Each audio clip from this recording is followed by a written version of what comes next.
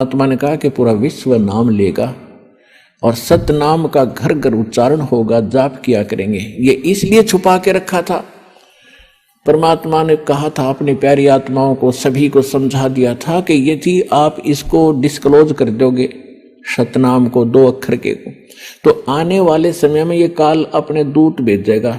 ये जितने राधा स्वामी, दर्दन सतगुरु, सच्चा सौदा, सरसार, जगमाल वाली, सरसा वाले, ये जितने सुधांशु जी हैं, गासाराम, ये जितने बड़े, अब ये सारे काल प्रेरित हैं। इनको ज्ञान नहीं किसी वस्तु का, ना इनको भगवान का पता, ना उनके विधि विधान का पता। तो इनके पास, और जैसे 12 कबीर पंथ चले हैं, गरीबदास जी को भी आदेश परमात्मा ने मना कर दिया था कि लिख दे, पर इसको दान नहीं करना। पूरे गरीबदास पंथ में ये 2 नाम का अक्षर नहीं था। केवल गरीबदास जी को एक विशेष हिदायत दी गई थी। परमात्मा संग रहते हैं पल पल में। उन्होंने हमारी एक पीढ़ी को लगातार एक ही व्यक्ति को आदेश दिया ये नाम देने का, और वो केवल अपने एक उत्तराधिकारी बनाकर जाता रहा, उसको ही देते रहे, अन्य को नहीं दिया। तो जिस कारण से यह जोत वहां से जला हुआ कनेक्शन जुड़ा हुआ इस दास तक पहुंचा। मेरे पूज्य गुरुदेव जी ने यह मंत्र सार नाम किसी को नहीं दिया, सिर्फ मुझे कहा और मेरे को आगे दान करने का और खुल्लम खुला आदेश दे दिया कि अब तू दान करिए, तुझे फिर से कोई आदेश होगा परमात्मा का। 1997 में परमात्मा स्वयं आकर के इस दास रजा करी कि अब इस सार नाम भी प्रत्यक्ष करते बेशक और सतनाम भी खुल्लम खुला देते। अब समय आ गया।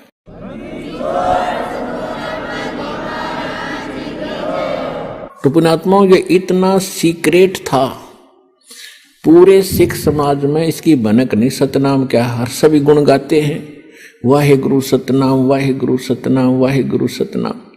ना सतनाम का पता, क्योंकि नानक साहिब जी सतनाम का जाप करते थे 2 अक्षर के मंत्र का, लेकिन आगे नहीं दिया उन्होंने, क्योंकि वो पक्के भगत थे। उनको मालूम था कि बहुत बड़ी हानि हो जाएगी जब काल के दूतों का यथार्थ ज्ञान और यथार्थ भक्ति मंत्र हाथ लग गया था। जिस कारण से आज दास आपको भिन्नता बता रहा है, सारा ज्ञान समझा रहा है, प्रमाण दिखा रहा है, और अन्य संत क्या मंत्र देते हैं वो भी बता रहा है, और यहाँ आने वाले भक्त भी बताते हैं कि वो उन्होंने ये मंत्र हमें दान किए, जो किसी भी संत या किसी ग्रंथ में प्रमाणित नहीं है। उनको कहते हैं मनमाना आचरण। शास्त्र विधि त्याग कर अपनी मर्जी से की जाने वाली साधनाएं व्यर्थ होती हैं, वो फिजूल की होती हैं, जिस कारण से उनको लाभ नहीं हो रहा था। अब जो प्रसंग चल रहा है हम उसी पर आते हैं। अब स्वामी रामानंद जी परमात्मा की प्रत्येक बात को हृदय में तो महसूस कर रहे हैं कि बोल तो सारी सच्ची रही। तो परमेश्वर ने कहा कि आप साधना क्या करते हो, इष्ट यानी विष्णु जी की उपासना में आप क्या क्या साधना करते हो। स्वामी रामानंद जी ने बताया कि ओम नमो भगवते वासुदेवाय और सहस्रनामा विष्णु जी का, हरे कृष्ण हरे राम राधे राधे श्याम मिला दे, और एकादशी का व्रत भी रखता हूं। परमात्मा ने कहा कि जो मंत्र आप जाप करते हो ये वेद में या गीता में प्रमाणित है कहीं पर। गीता जो है श्रीमद् भगवत गीता 4 वेदों का निष्कर्ष है। वेदों में और गीता जो वेद और गीता जो है ये गॉड गिवन स्पिरिचुअल नॉलेज है, परमात्मा का दिया हुआ अध्यात्म ज्ञान है। और पुराण महाभारत आदि जो सुख सागर है ये किसी ऋषि और ब्रह्मा जी का ज्ञान आगे ऋषियों को प्राप्त हुआ। उन ऋषियों ने अपनी सोच अपना अनुभव उसमें मिक्स करके अलग अलग उसको 18 भागों में बांट लिया। तो ये ज्ञान गॉड गिवन नहीं है, ये ऋषियों का अपना अनुभव है। यदि ये अनुभव और ये पुराणों वाला ज्ञान वेदों और गीता से नहीं मिलता तो यूजलेस है। जो शास्त्र विधि, जो भक्ति विधि, ज्ञान और चीज होती है। पुराणों में जो ज्ञान है वो तो उन सत्र का है कि उसने ऐसा किया, उसने ऐसा किया। उसके इतने पुत्र थे, वो ऋषि था, वो राजा था, ये इस तरह के ज्ञान है। और जहां भक्ति और के मंत्र हैं, भक्ति की साधना की विधि है, तो वो किसी ऋषि विशेष की है। यदि वेदों और गीता से नहीं मिलती तो वो इनकम्प्लीट है, अधूरी है, मनमाना आचरण है।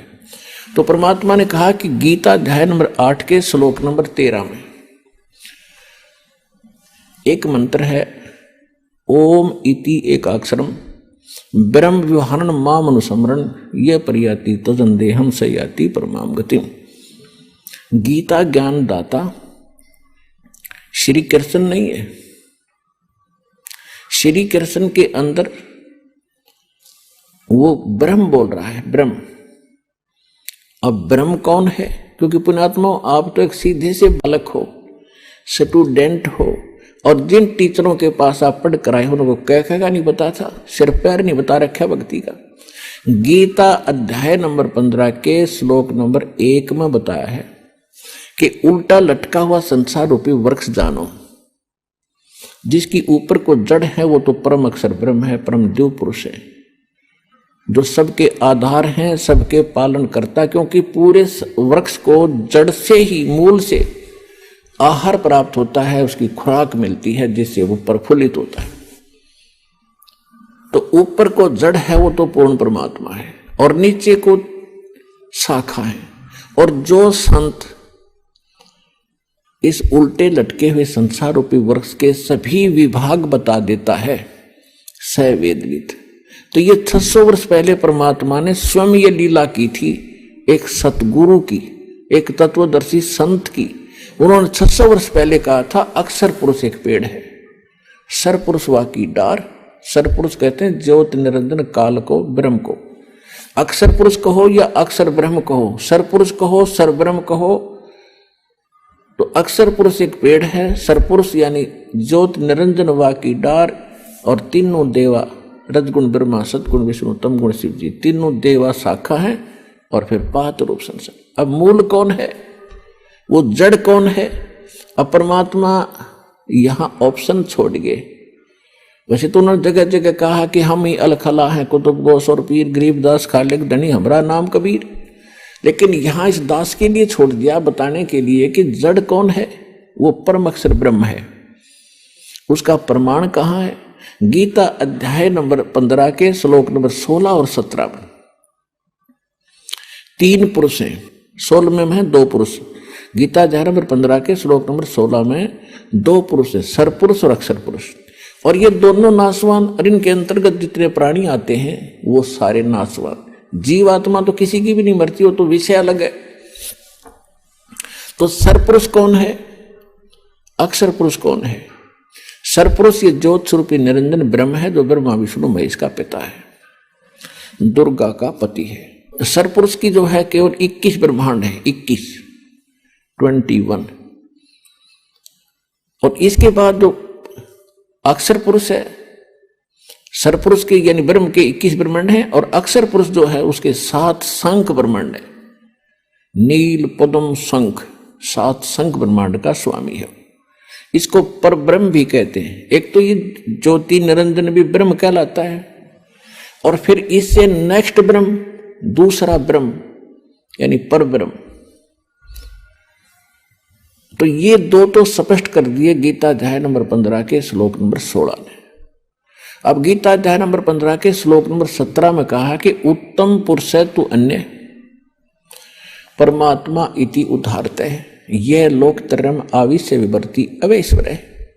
उत्तम पुरुष यानी श्रेष्ठ परमात्मा, पुरुषोत्तम, वो पुरुषोत्तम तो कोई और है, सरपुरुष और अक्षर पुरुष से हटकर है, और उसी को परमात्मा कहा जाता है, और जो तीनों लोकों में प्रवेश करके सबका धारण पोषण करता है, वो है अविनाशी परमात्मा। अब वो तीसरे नंबर का परमात्मा उत्तम पुरुष पुरुषोत्तम कौन है, वो स्पष्ट करने के लिए थोड़ा सा और आपको पीछे से लाएंगे।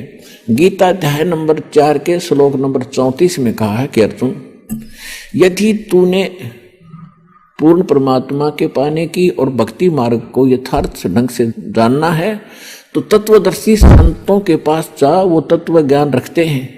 गीता अध्याय नंबर 4 के श्लोक नंबर 32 में कहा कि वो ज्ञान जो है यज्ञों की कंप्लीट यानी संपूर्ण जानकारी, यज्ञ माने धार्मिक अनुष्ठानों की पूर्ण रूप से जानकारी परमात्मा स्वयं अपने मुख कमल से आकर बोलता है, वो तत्व ज्ञान है, उसको सूक्ष्म वेद कहते हैं।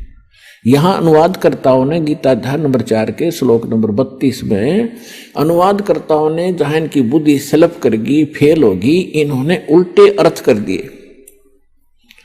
यहां ब्रह्मणे मुखे शब्द है, चौथे अध्याय के 32वें श्लोक में ब्रह्मणे मुखे मूल पाठ में इन्होंने ब्रह्मणे का अर्थ यहां कर दिया वेद की वाणी में।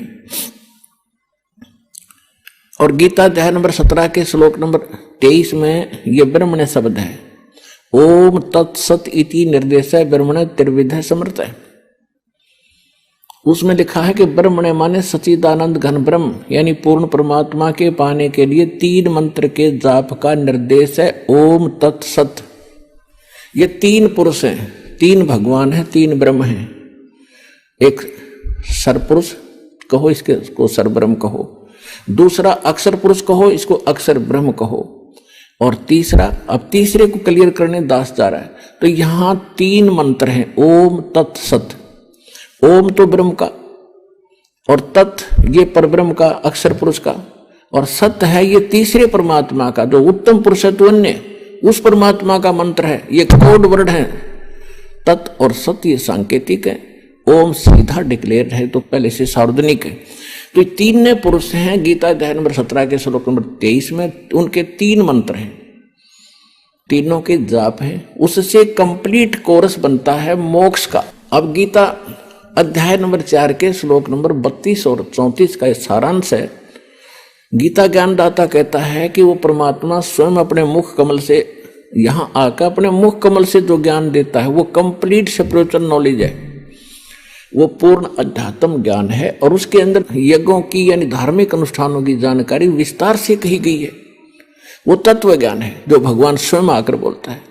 वो ज्ञान अब तुझे तत्वदर्शी संतों के पास मिलेगा। चौथे अध्याय के 34वें श्लोक में कहा कि उनसे पूछ ले। तो कहता मैं भी इससे परिचित नहीं हूं। अब 7वें अध्याय के 29वें श्लोक में गीता ज्ञानदाता कहता है कि अर्जुन, जो मेरे इस ज्ञान को आश्रय कर लेगा, तत्वदर्शी संत खोज लेता है, उसको तत्वदर्शी संत मिल जाते हैं जो पूर्ण परमात्मा की यथार्थ भक्ति और ज्ञान जानते हैं।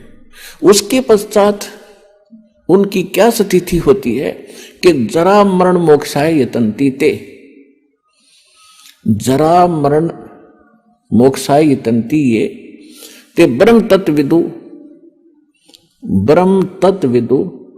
कृत्स्नम अध्यात्म कर्म च अखिलम। जो केवल जरा और मरण से छूटने के लिए यानी जरा माने वृद्धावस्था का कष्ट, बुढ़ापे का दुख और मृत्यु के कष्ट से जो छूटने का प्रयत्न कर रहे हैं और इस संसार की किसी वस्तु की इच्छा नहीं रखते, उन्होंने इस संसार को असार जान लिया है, तो वो उस तत्ब्रह्म से परिचित हैं और सारे दातम ज्ञान से परिचित हैं और सभी कर्मों से परिचित हैं। वो व्यक्ति जो केवल इस संसार के संसारिक सुखों में राजपाट के चक्कर में ना पड़ के केवल मोक्ष प्राप्ति, बुढ़ापे का दुख और मृत्यु के दुख से जो छूटने का प्रयत्न कर रहे हैं, वो उस परमात्मा तत्ब्रह्म से परिचित हैं। अब 8वें अध्याय के प्रथम मंत्र में अर्जुन ने पूछा, तो किम तत्ब्रह्म किम अध्यात्म किम कर्म पुरुषोत्तम। अब कृष्ण जी को पुरुषोत्तम मान रहा था अर्जुन, जैसे हम श्री कृष्ण और विष्णु जी को सुप्रीम पावर मान रहे थे, इसी बुद्धि का सत्र अर्जुन का था, यही पाठ वो पढ़ रहा था। तो उस समय गीता ज्ञानदाता कहता है, श्री कृष्ण में बोल रहा है, ये काल भगवान ब्रह्म ये कह रहा है 8वें अध्याय के 3रे मंत्र में उत्तर दिया अर्जुन के प्रथम मंत्र का प्रश्न का कि वो परम अक्षर ब्रह्म है। कौन है वो परम अक्षर ब्रह्म?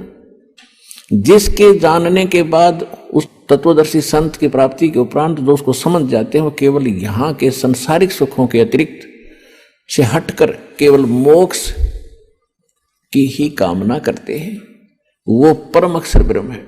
अब हम आते हैं 8वें अध्याय के 5 और 7 मंत्र में। गीता ज्ञानदाता कहता अर्जुन मेरी भक्ति करेगा तो मुझे प्राप्त होगा, युद्ध भी कर, मेरा मंत्र है ओम नाम का बता दिया। 8वें अध्याय के 13वें श्लोक में ओम इति एकाक्षरम ब्रह्म व्यवहारण माम अनुसमरण ये प्रयाति तजंदे हम सयाति परमाम कहते। मुझ ब्रह्म का केवल एक ओम मंत्र है, इसकी जो आखिरी सांस तक भक्ति करता रहेगा तो मेरे वाले ओम नाम से मिलने वाली जो राहत है वो मिलेगी तुझे, इतनी गति तेरी हो जाएगी।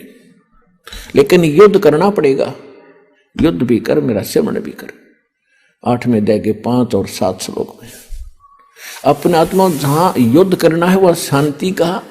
गीता अध्याय नंबर 18 के श्लोक नंबर 62 में कहा कि उस परमेश्वर की शरण में जा तो सर्वभाव से, उसकी कृपा से ही तो परम शांति को और सनातन परम धाम को प्राप्त होगा। गीता ज्ञानदाता अपने आप बताता है 2 अध्याय के 12वें श्लोक में, 4 अध्याय के 5 और 9 श्लोक में, 10वें अध्याय के 2 श्लोक में कि अर्जुन तेरे और मेरे बहुत जन्म हो लिए, तू नहीं जानता मैं जानता।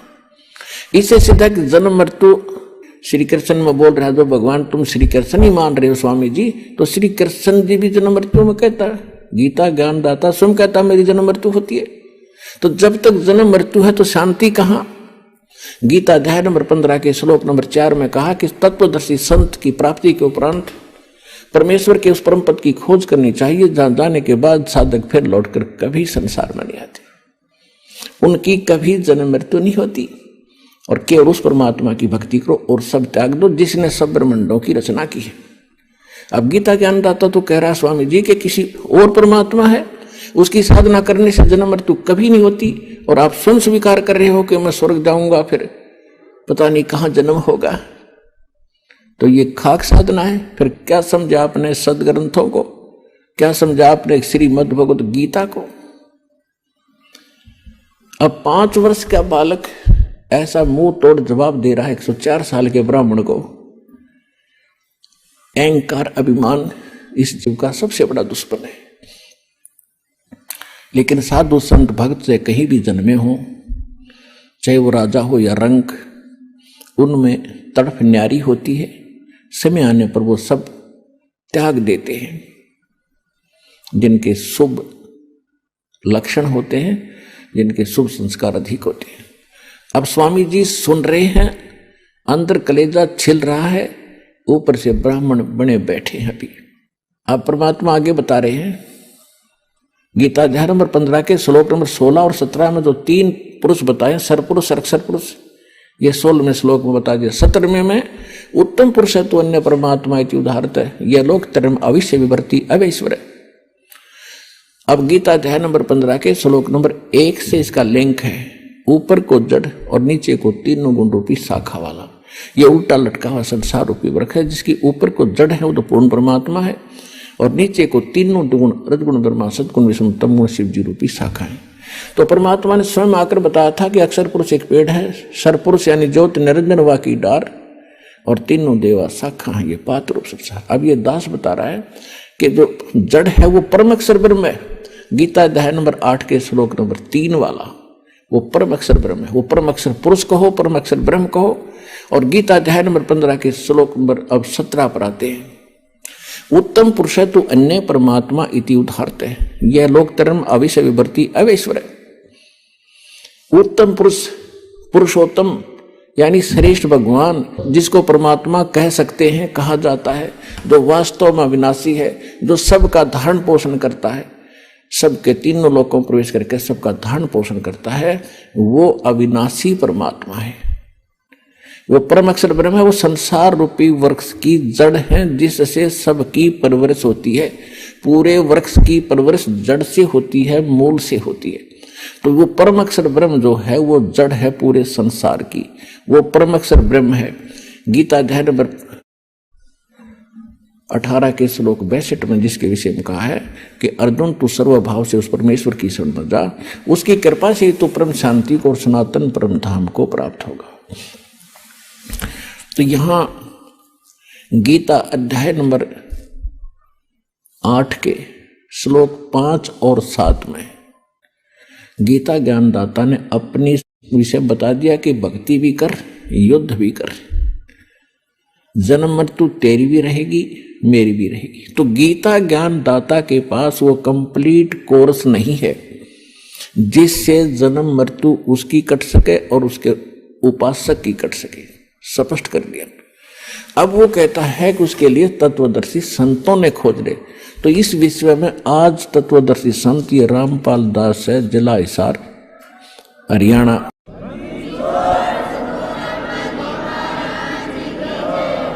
अब किसी का भ्रम ना रहना चाहिए। देखो,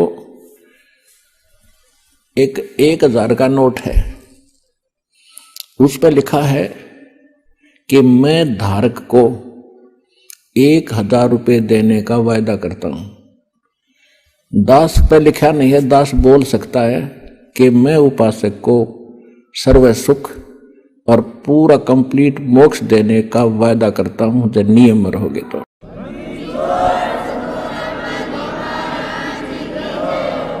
तो पुण्यात्माओं, बिना बताए पता कैसे चले? स्वयं परमात्मा आए थे, 120 वर्ष रह के चले गए। हम लाल की पहचान करना जानते नहीं, इस कारण से मार खाते रहे।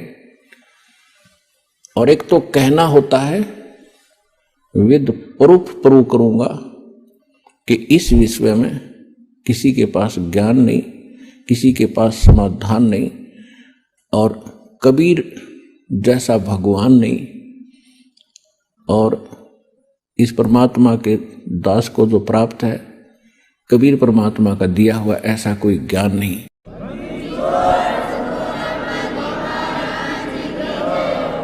अब जो प्रसंग चल रहा है कि गीता ज्ञान दाता भी जन्म मृत्यु में, उसका उपासक भी जन्म मृत्यु में, इसलिए गीता अध्याय नंबर 7 के श्लोक नंबर 12 से लेकर 15 में गीता ज्ञान दाता कहता है कि अर्जुन, इस 7वें अध्याय में आपको ऐसा ज्ञान बता दूंगा कि फिर कुछ भी जानना शेष नहीं रहेगा। इसमें क्या बताया है कि तीनों गुणों से जो हो रहा है, रजगुण ब्रह्मा से, सतगुण विष्णु से, तमगुण शिव जी से। रजगुण ब्रह्मा से उत्पत्ति, सतगुण विष्णु जी से सतीथि, और तमगुण शंकर जी से संहार दोहरा। इसका निमित्त कारण मैं ही हूं। आप प्रसंग थोड़ा सा रह गया बीच में। गीता अध्याय नंबर 8 के श्लोक नंबर 5 और 7 में गीता ज्ञानदाता ने अपनी साधना बता दी और अपनी परिस्थिति बता दी सारी, कि मुझे प्राप्त होगा, ओम नाम का जाप करेगा, युद्ध तो करना पड़ेगा।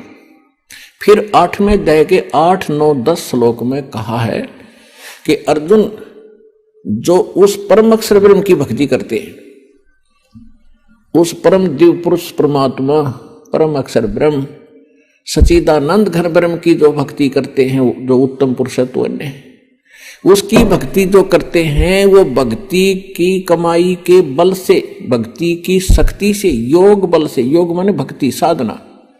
योग का अर्थ ये नहीं है कि सिर पदम लगा कर बैठ जाए आंखें बंद करके, या ऊपर न पैर कर लिए अटपट, ये योग नहीं है। योग का अर्थ होता है जोड़, आत्मा का परमात्मा से मिलन करना, ये भक्ति क्रम कहलाता। तो योग माने भक्ति भी होती है कि भक्ति योग के बल से, साधना के बल से, भक्ति की कमाई की शक्ति से उस परमात्मा के पास चला जाता है, और मेरी साधना करने वाला मुझे प्राप्त होता है।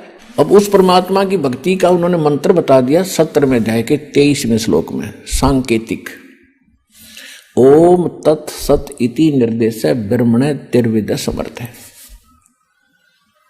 यानी सच्चिदानंद घन ब्रह्म के पाने का 3 मंत्र का जाप है, नथिंग एल्स, इसके अतिरिक्त कुछ नहीं। ओम ब्रह्म का, सरपुरुष का। अब फिर आइए गीता अध्याय नंबर 15 के श्लोक नंबर 16 और 17 पे। इसमें 3 पुरुष हैं, एक सरपुरुष, एक अक्षर पुरुष, और तीसरा जो आपको सिद्ध कर दिया 8वें अध्याय के 3रे श्लोक से, परम अक्षर ब्रह्म कहो, परम अक्षर पुरुष कहो। तो ओम जाप है ब्रह्म का, सरपुरुष का, जो 21 ब्रह्मांड का स्वामी है, और जो तत् है ये है अक्षर पुरुष का, जो 7 संग ब्रह्मांड का स्वामी है, जिसको पर ब्रह्म, नेक्स्ट ब्रह्म भी कहते हैं। ये सांकेतिक है, ये इस दास के पास है, कोड वर्ड है ये। और सत भी कोड वर्ड है, सांकेतिक शब्द है। ये है परम अक्षर ब्रह्म के मंत्र जाप करने का। इसको सार शब्द भी कहते हैं, इसको सार नाम भी कहते हैं, इसको सार शब्द कहते हैं, आदि नाम कहते हैं, इसको विधेय नाम भी कहते हैं। वो मंत्र हटके है, ये सत नहीं है, ये कोड वर्ड है।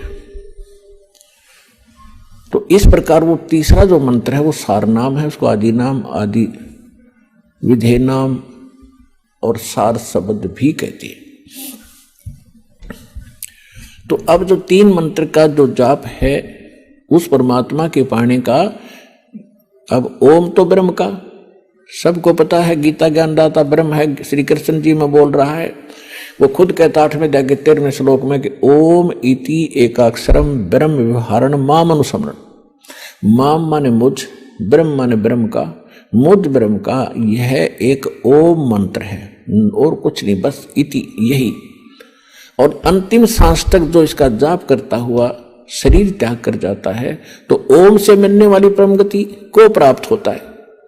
ओम की परम गति क्या है, ओम से क्या उपलब्धि होगी? ब्रह्मलोक में जागा, ब्रह्मलोक में।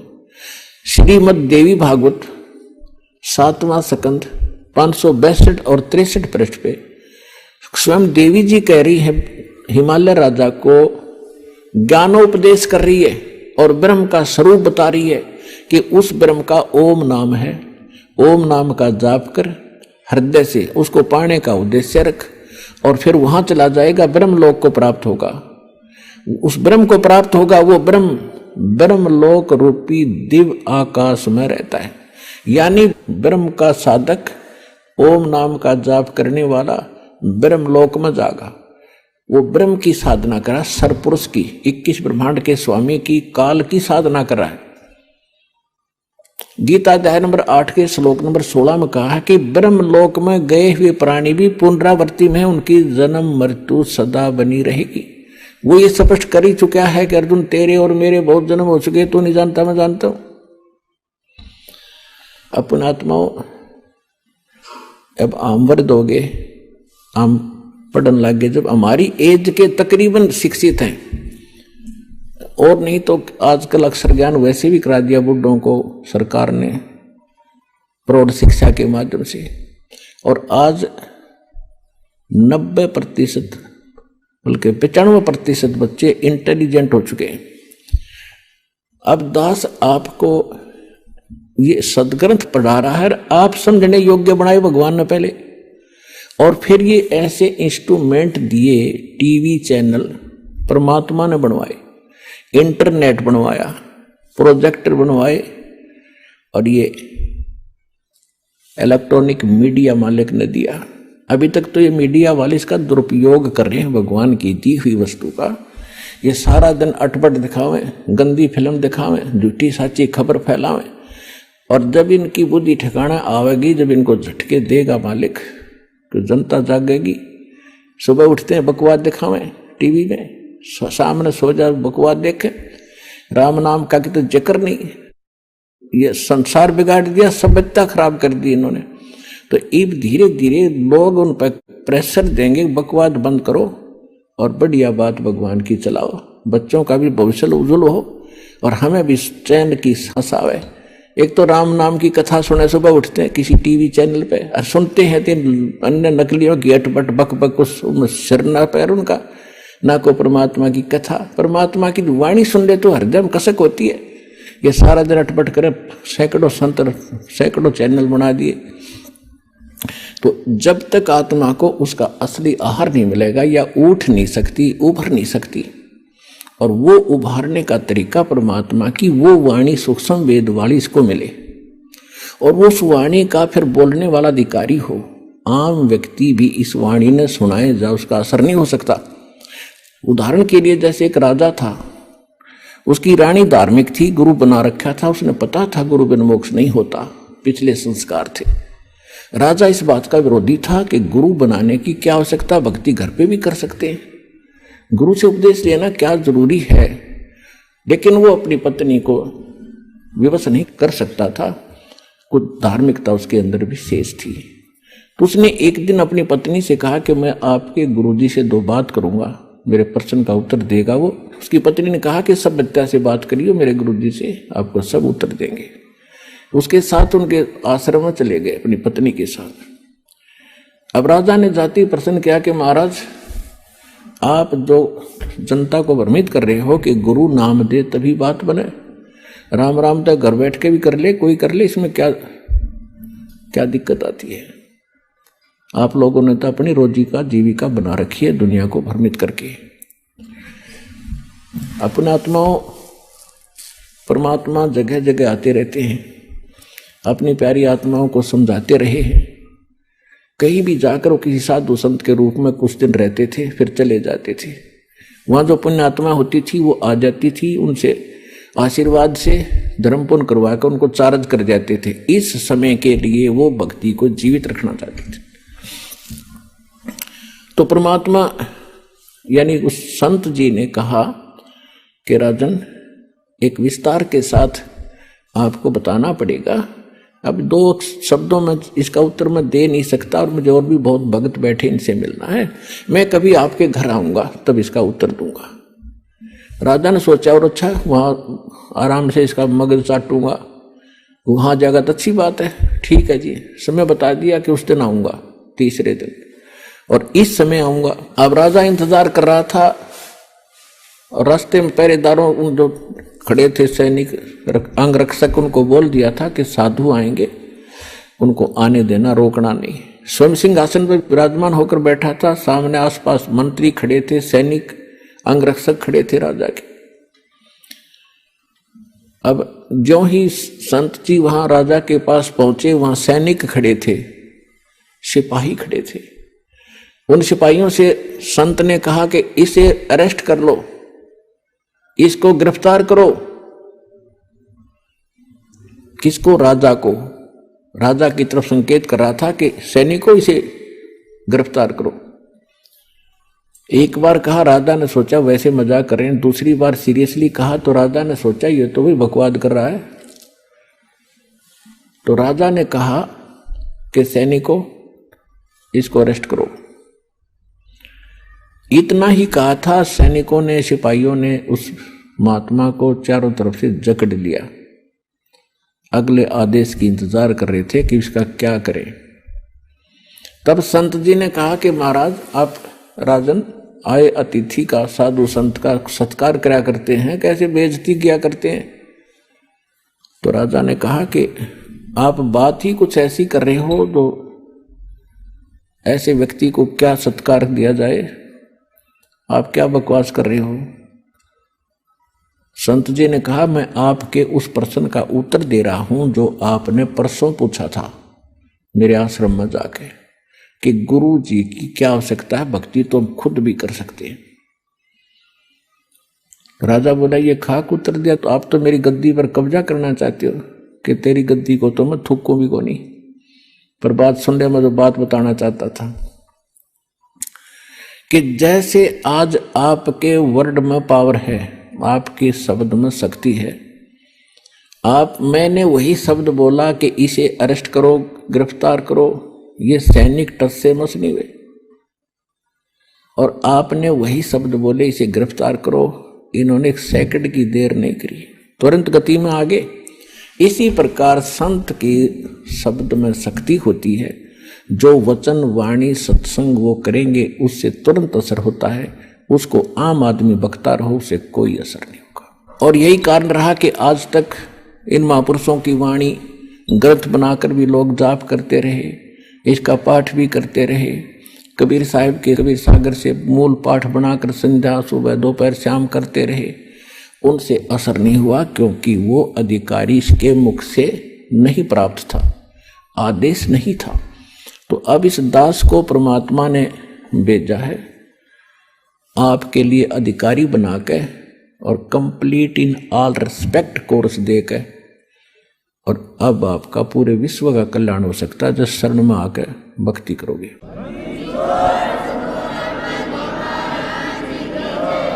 तो प्रसंग चल रहा है कि ऐसे इस दास से प्राप्त मंत्र के लेने से फिर आपको विशेष लाभ होगा, और तभी ये आपकी भक्ति और आपके रोग, आपके संकट, आपके निवारण होंगे। करेगा भगवान, कबीर साहब करेंगे, लेकिन नियमत आज इस दास को बना रखा है। इसके अतिरिक्त कोई और नकली अपने आप कोई संत महंत बनकर ये मंत्र देने लगेगा, वो इस मानव समाज का जबरदस्त शत्रु समझ लेना। अपना जीवन नाश करेगा और 10, 20, 100, 200 और डुबो देगा। तो ऐसे व्यक्तियों से भी आपने सतर्क रहना है। अधिकारी के बिना कोई भी सिंपल आप देख लो, अपने रोज प्रतिदिन के जीवन में देख लो, अनधिकारी से कोई भी आपका सर्टिफिकेट भी अटेस्टेड है, वो भी कामयाब ना करे, वो भी काम नहीं दे। और हम तो एक इतने अनमोल जीवन के साथ सौदा कर रहे हैं और इसको ऐसे सहज में ले रखा हमने, क्योंकि हम इससे परिचित नहीं हैं। हम उसी प्रसंग पर आते हैं कि गीता अध्याय नंबर 8 के श्लोक नंबर 16 में कहा है कि ब्रह्मलोक में गए हुए प्राणी भी फिर जन्म मृत्यु में आते हैं, उनका मोक्ष नहीं होता। तो इतनी सिद्ध हुआ कि गीता ज्ञान दाता की भक्ति करने वाला जो ओम नाम के जाप को सर्वश्रेष्ठ मानकर आज तक ये ऋषि मैं ऋषि मानते रहे, ओम नाम सबसे बड़ा, इससे बड़ा ना कोई, ओम नाम का जाप करे तो शुद्ध आत्मा हुए। हमने ये लोक वेद सुन रखी थी, दंत कथा, और उसी पर आरूढ़ थे। अब ओम तो बहुत नियमन सत्र का जाप है इस मोक्ष मार्ग में, लेकिन ये व्यर्थ नहीं है। कई नकली कबीरपंथी कहते हैं कि हम न तो ओम जाप की सलाह देते, न सोहम की देते, ये तो काल के जाप हैं। वो जाप क्या देते हैं? सतनाम सतगुरु, या 5 नाम देते हैं, अजर नाम, अमी नाम, अमर नाम, पाताले सिंधु नाम, ही हंसका काम। ये तो पूरी आरती घोट रखी है, ये कोई मंत्र है? तो पुण्यात्माओं, जब तक संत नहीं मिलेगा, सतगुरु नहीं मिलेगा, जीव कल्याण नहीं हो सकता। अब 17वें अध्याय के 23वें श्लोक में स्पष्ट करी थी आप गीता ज्ञानदाता ने कि उस सच्चिदानंद घन ब्रह्म के पाने के लिए 3 मंत्र के जाप का विधान है, उसका निर्देश है। निर्देश का अर्थ है कति डिसीजन, फाइनल डिसीजन, ये फाइनल ऑर्डर है और कोई नहीं इसके बाद। यानी जो उस पूर्ण परमात्मा के पाने का मंत्र है वो 3 मंत्र का है। और फिर उसने ये भी स्पष्ट कर दिया कि वो कंप्लीट कोर्स तो तत्वदर्शी संत बतावेगा और वो ज्ञान भगवान के द्वारा बोला हुआ होगा, वो तत्व ज्ञान होगा। तो उस कंप्लीट कोर्स में, वो कंप्लीट कोर्स परमात्मा ने स्वयं दिया था कबीर सागर में। तो कबीर सागर में इन कबीर पंथियों ने वो नाम डिस्टर्ब कर दिए कुछ, ये जान करके ये तो काल के जाप हैं, हम नहीं करेंगे। अब परमात्मा ने मालूम था काल हमारे यहाँ कहाँ गड़बड़ करेगा, तो आदरणीय गरीबदास साहिब जी के द्वारा दोबारा वो वाणी ज्यों की त्यों कंप्लीट कोर्स उनके माध्यम से फिर बुलवा दिया। और 600 वर्ष पहले पालक ने धर्मदास जी से कहा था कि जब 12वां पंथ चलेगा गरीबदास वाला, उसके गरीबदास जी के माध्यम से मेरी महिमा की वाणी पुनः प्रकट होगी। और फिर उस 12वां पंथ जो गरीबदास जी का चल पड़ा होगा, उसमें चलकर मैं स्वयं आऊंगा और पूरे विश्व का कल्याण करूंगा। तब तक इन मूल मंत्रों को छुपा के रखना। तो ये दास भेज रखे और गरीबदास पंथ में जब ना समझ माओ तो दास बता दे आप।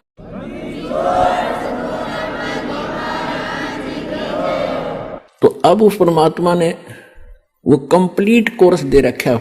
प्रथम आपको 7 मंत्र दिए जाते, पहले मालिक ने ये 5 नाम दिए थे।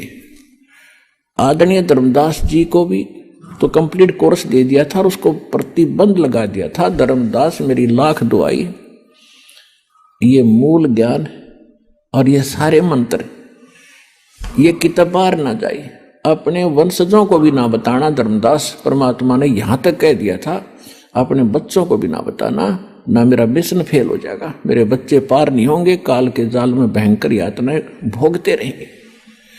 जब धर्मदास जी को चिंता बनी, एक क्योंकि वृद्ध अवस्था हो गई थी, 100 से ऊपर आयु हो गई थी, तब उसने परमात्मा से कहा कि भगवान आपने प्रतिबंध लगा दिया, जो मंत्र आपने मुझे दिए हैं इसके बिना मोक्ष नहीं हो सकता। और आपने मुझे 42 पीढ़ी का वरदान दे दिया कि मेरा 42 पीढ़ी तक वंश भी चलेगा। तो परमात्मा मेरे वाले वंश के बच्चे कैसे पार होंगे? मुझे ये चिंता खाए जा रही है, ना मरा जा रहा है ना मैं जी पा रहा हूं, अब क्या करूं? परमात्मा ने देखा कि ये बात बिगाड़ेगा और वृद्ध अवस्था में दिमाग स्लिप हो जाता है, ममता घनी बढ़ा कर परिवार में। तो परमात्मा ने कहा कि धर्मदास समझ मेरी बात को सुन।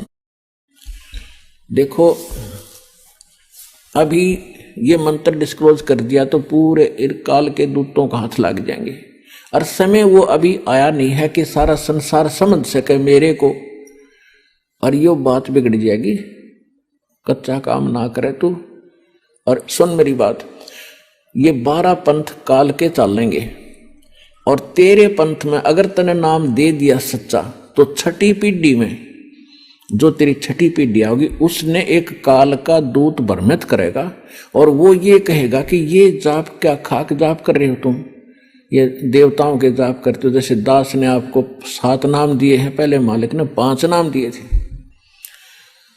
और वो इसको भ्रमित कर देगा, और तेरे आगे जाने वाले वंशजों के पास तो वो नाम फिर भी ना पहुंचे, लेकिन ये बिखर जाएंगे, भांडा फूट जाएगा, हमारा भेद खुल जाएगा। फिर धर्मदास फिर चिंतित हुआ, दाता फिर कैसे बात बनेगी कि बर्मा पंथ में गरीबदास आवेगा, उसके द्वारा मैं उसको मिलूंगा, उसको दोबारा फिर यो ज्ञान कंप्लीट बोलूंगा, उसको परिचित कराऊंगा, वो अपने मुख कमल से बोलेगा, मैं उसमें फीड कर दूंगा, डाल दूंगा। तो और फिर उसके बाद मैं आऊंगा उस पंथ में उस ज्ञान को सुलझाने और समझाने के लिए। तब तक लोग पढ़ते रहेंगे गरीबदास पंथ के, उनके समझ में नहीं आओगी अब वास्तविकता क्या है। तो तब पूरा विश्व नाम लेगा, जब 5505 वर्ष बीत जाए कलयुग के, तब यह मेरी बात सत्य होगी। तब तक ये लोग न सोचेंगे वैसे निराधार बातें कबीर सागर में लिख रखी। तो उस समय सारा संसार नाम लेगा, पूरा विश्व पार करेगा। मेरे सब बच्चे हिंदू मुस्लिम सिख ईसाई ये सब मेरे बच्चे हैं। काल ने इन्हें विभाजित कर दिया, आपस में लड़ा लड़ा कर मार रहा है। मैं इन सब को फिर एक करूंगा, ऐसा ज्ञान दूंगा प्रमाणित। धर्मदास तू चिंता ना करे, जब सारा संसार पार होगा तेरे 42 वंश भी पार हो जाएंगे। तब उसको शांति हुई। फिर परमात्मा ने देखा कि ये तो बात बिगाड़ेगा, उसको प्रेरणा की, धर्मदास जी को प्रेरणा की कि भगवान मुझे अपना वो स्थान दिखाओ जहां बैठकर आपने समुद्र को रोका था। जो जगन्नाथ के मंदिर जो पुरी में बना है, आपने बचाया था समुद्र से, 2 4 5 6 बार उसको तोड़ दिया था। तो वो स्थान देखना चाहूं तो वहां ले गए भगवान उसको। वहां जाकर सब परिचित कराया कि बोल तू सतलोक जाना चाहता है? कहा जी सतलोक जाना चाहता। तो भाई तेरे नाम में दोष आ गया, तेरी ममता बच्चों में बढ़, तूने मेरी बात का अवहेलना करने की सोच रखी थी। तूने सोच रखा था कि परमात्मा चले गए, पीछे तो नाम दे दूंगा। हाँ जी नो की नो सोच रहा था।